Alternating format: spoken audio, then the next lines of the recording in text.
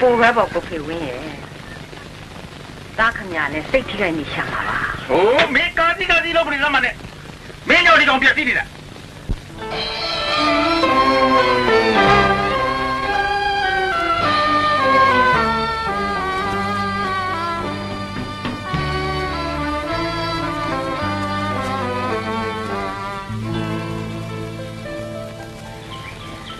မစ္စံဝတ်ကြတယ်မလားဘာပြောချင်လဲပြောလေမပြောရတော့ဘူးလားမင်းမနစ်ကကြတာငါမပြောပါဘူး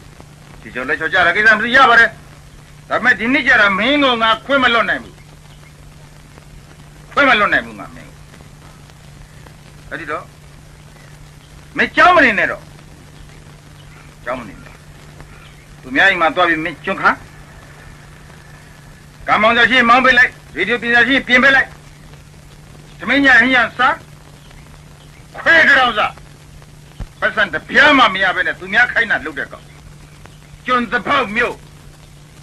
ဖိအဖေအဲ့လောက်ထိကျွန်တော်မပြောပါနဲ့ကျွန်တော်ရေဒီယိုပြင်လို့ပတ်စံရခဲ့တယ်ဟုတ်ပါတယ်ကိုဖေဝင်းရဲ့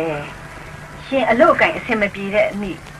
အိမ်မှာအသုံးပြတဲ့အခါသားပဲပေးတာပဲမင်းတခွန်းမပြောပါနဲ့မင်းသားကိုထိရင်မင်းမခံဘူးဆိုတာငါသိပါတယ်ဒါပေမဲ့ငါစကားပြောတော့ကိုမင်းတခွန်းမပြောနဲ့ဒီကောင်တေးစားမင်းစာမိုးပဲကြတာနှစ်ရှိပြီဟိုကမလေးတူးမှဆိုရင်တနေ့ထဲအောင်တယ်ဂုံတူးနှစ်ခုပါတယ်မင်းစာမကြက်ဘူးကြောင်းမတက်ဘူးဒီအထက်မှာမင်းလျှောက်ပြီးတော့ကြဘိုးလို့မင်းနေတယ်အဲ့တော့မင်းကကြောင်းသားလို့သိမှပြောရမှာလားအဲ့တော့မင်းကြောင်းသားလားဗီဒီယိုပြဆရာလားဒရိုင်ဘာလားလက်သမားလားစိမ့်တော်ရင်ကကျွန်းလားမင်းဘာကောင်းလဲငါငယ်ငယ်တုန်းကဂမ်ဘီဘကိုငါဒုက္ခမပေးခဲ့ပါဘူးတော့မှမပေးခဲ့ငါချီတော့ပုံမှာငါရက်တည်ခဲ့တဲ့ကောင်ငါမင်းတို့လည်းဘော်ချောမနေခဲ့သူများအိမ်မှာလည်းငါကျွန်းမခံဘူးကိုဘာကောင်းလဲဆိုတာသိရတယ်ကွာသိရတယ်နားလေလားဒီလောက်တော့ရဲဆက်မပြောပါနဲ့အဖေอ่ะကျွန်တော်လဲလူပဲ